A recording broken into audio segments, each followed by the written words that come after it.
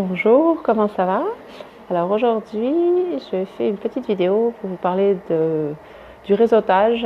Ce week-end, samedi midi, j'étais à un événement ici à Rosario sur le thème d'entreprendre et de créer des liens entre entrepreneurs pour pouvoir s'aider et travailler ensemble. Il y avait une présentation d'une association locale ici à Rosario qui aide des femmes, qui aide des entrepreneurs à créer leur projet et pouvoir se développer et pouvoir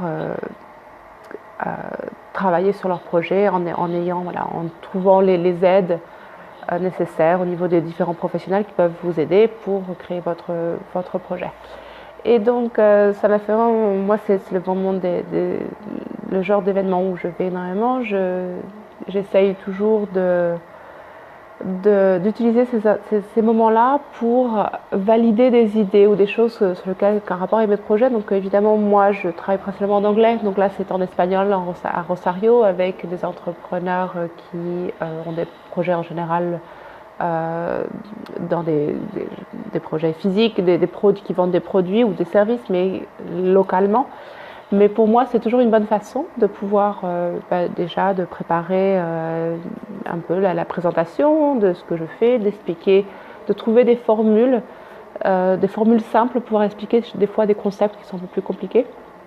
Et j'utilise toujours ces événements-là comme un espace pour pouvoir améliorer ma communication, améliorer les argumentaires que j'ai en fait par rapport aux problèmes auxquels sont confrontés les entrepreneurs.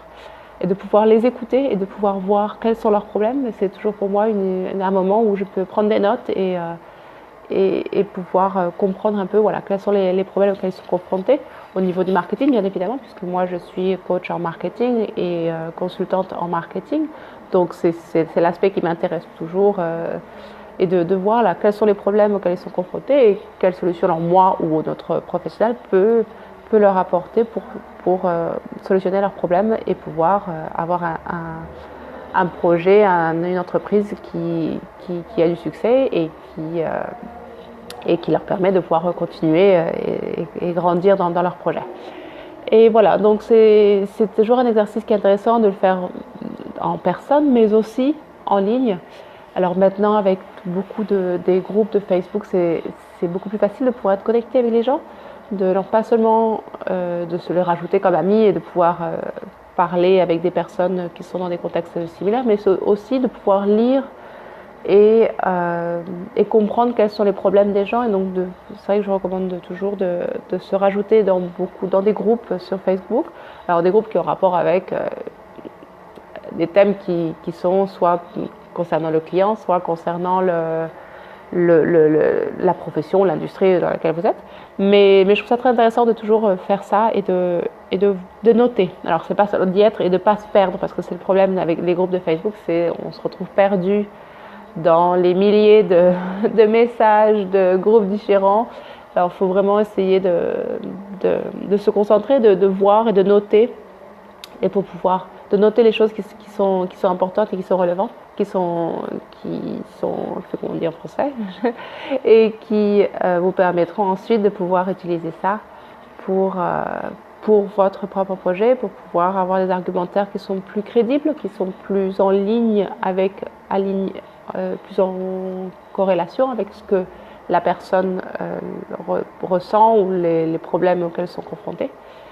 Et donc voilà, donc ça c'est très important de le faire. Coucou Rosanne. Et c'est très important de le faire et voilà, de pouvoir.